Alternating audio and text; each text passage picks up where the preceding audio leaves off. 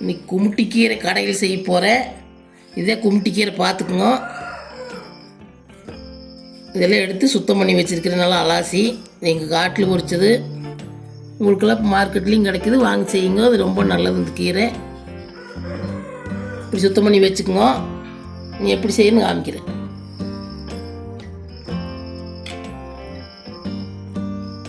இப்படி ஒரு போசி வச்சுக்கோங்க. கொஞ்சமாக தண்ணி ஊற்றிங்க, ரொம்ப தண்ணி ஊற்றக்கூடாது.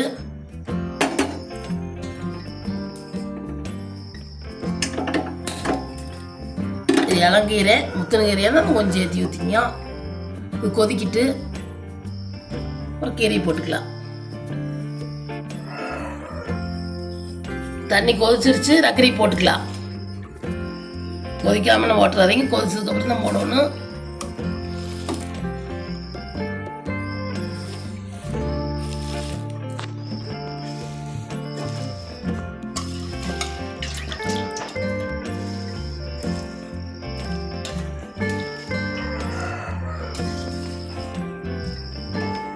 ஒரு தட்டு போட்டு மூடிடலாம். கொஞ்சம் வந்ததுக்கப்புறம் திருப்பி விட்டுக்கலாம். தக்கரி இது வணக்கிற மாதிரி தான் மூடக்கூடாது. இது மூடணும், இல்லைன்னா நல்லா வேகாது. மூடி வச்சுட்டு கொஞ்ச நேரம் தெளிச்சு திருப்பி விட்டுக்கலாம். இப்படி வெந்ததுக்கப்புறம் இப்படி ஒரு திருப்பி விட்டுங்க. நல்லா திருப்பி விட்டுங்க. இந்த கடை வேக விட்டு கொஞ்ச நேரம் வேக விட்டு அப்புறம் கடைஞ்சிக்கலாம்.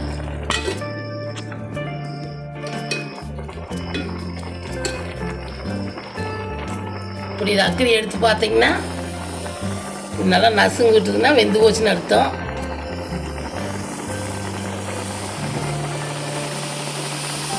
அடுப்பு ஆஃப் பண்ணிடலாம். இந்த மாதிரி பார்த்துக்குவோம். ஆஃப் பண்ணி ஒரு பக்கம் எடுத்து வச்சிடலாம். அப்புறம் வெங்காயம் மிளகாய் வேவிச்சு கொட்டி கடைஞ்சிக்கலாம். வெந்துருச்சு, அடுப்பு ஆஃப் பண்ணிடலாம்.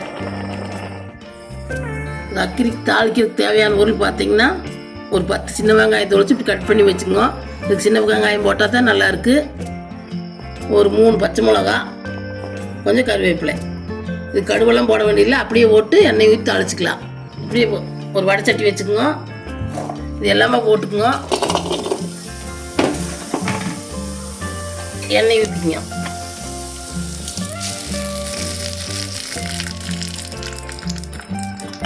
வேகிட்டு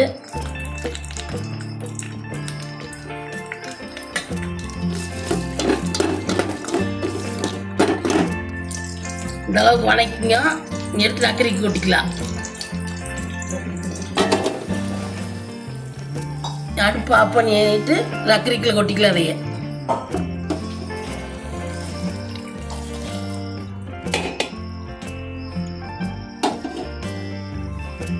தேவையான அளவு உப்பு சேர்த்துக்கலாம்.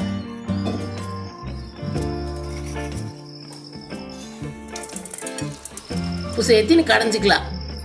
கடைஞ்சிட்டு காமிக்கிறேன். இந்த அளவுக்கு கடைஞ்சிக்குங்க. இது பார்த்தீங்கன்னா சூப்பராக இருக்குது. இதில் கொஞ்சம் நெய்யோ எண்ணெயோ ஊற்றினீங்கன்னா அவ்வளோ சூப்பராக இருக்குது. இந்த ரக்கரி கிடச்சா எங்கேயும் விட்டுறாதீங்க. சூப்பராக இருக்குது, நல்ல சத்தானது. நீங்களும் வாங்கி சாப்பிடுங்க. காட்டில் கிடச்சாலும் பொரிச்சு சாப்பிடுங்க.